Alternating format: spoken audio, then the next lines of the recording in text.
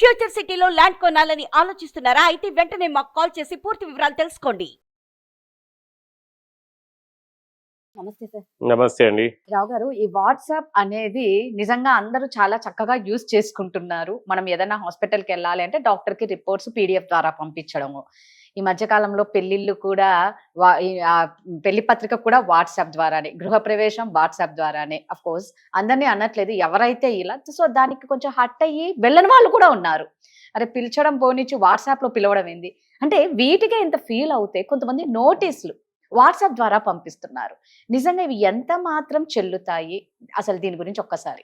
ఈ వాట్సాప్ ద్వారా నోటీస్ అనేది మనకు ఎప్పుడైతే ఎలక్ట్రానిక్ ఎవిడెన్స్ అని అమెండ్మెంట్ అయిందో మన ఇండియన్ ఎవిడెన్స్ యాక్ట్ లో, సో అప్పటి నుంచి మనకి ఏంటిదనంటే ఈ వాట్సాప్ ఎలక్ట్రానిక్ మెసేజెస్ ఇవన్నిటికి ఒక ప్రొసీజర్ తయారు చేసి సెక్షన్ 65B అర్లియర్ లో section 65B affidavit and certificate దాన్ని పెడితే this WhatsApp messages and electronic messages can be accepted అని పెట్టారు. బేసికల్ గా I was a ethical hacker. Okay, ethical hacking అని అంటే అసలు ఈ ఎలక్ట్రానిక్ డివైజెస్ ని వీటిని ఎట్లా మ్యానిపులేట్ చేయొచ్చు అవన్నీ మనం చేయొచ్చు. వాట్సాప్ మెసేజ్, ఓకే, నేను మీ పైన ఒక కేసు పెడతాను.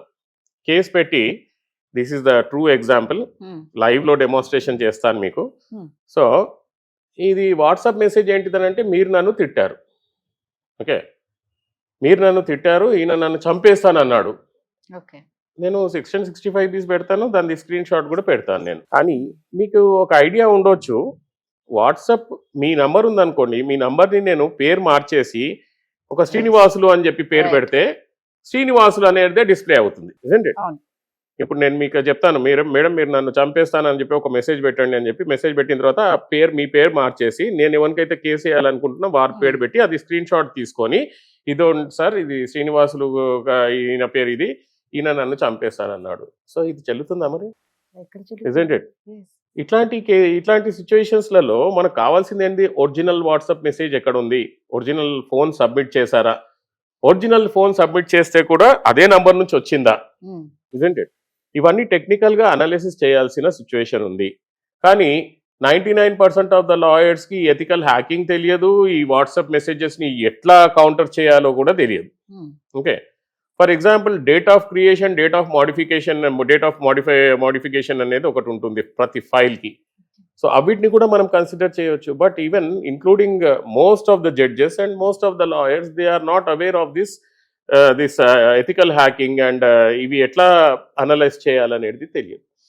ఇట్లాంటి సిచ్యువేషన్లో ఒక అలవాటుగా ఒకటి ఏం చేసుకున్నారనంటే, ఇంక్లూడింగ్ పోలీస్ వాళ్ళు, నోటీస్ అనేది వాట్సాప్లో పంపించడం.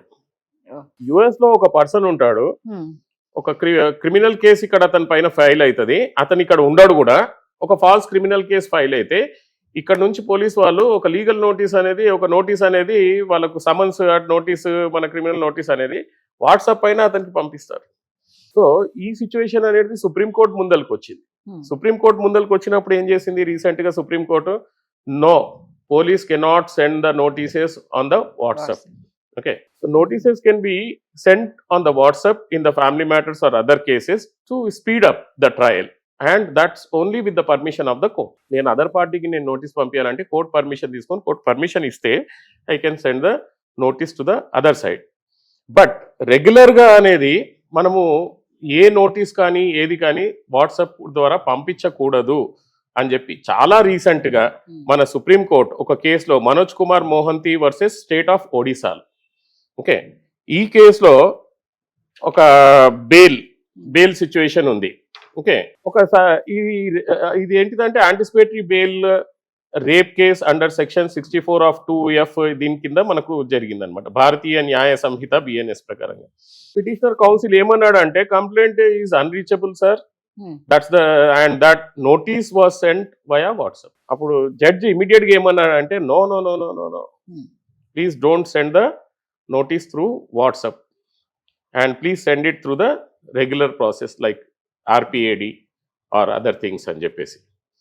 సో ఇది అందరూ ఆలోచించాల్సిన విషయం ఏంటిదనంటే, నోటీసెస్ అనేటి లీగల్ నోటీస్ కానివ్వండి ఏమన్నా కానీ వాట్సాప్ ద్వారా పంపించడానికి వీల్లేదు. And this is the recent supreme court judgement which has been delivered this month only.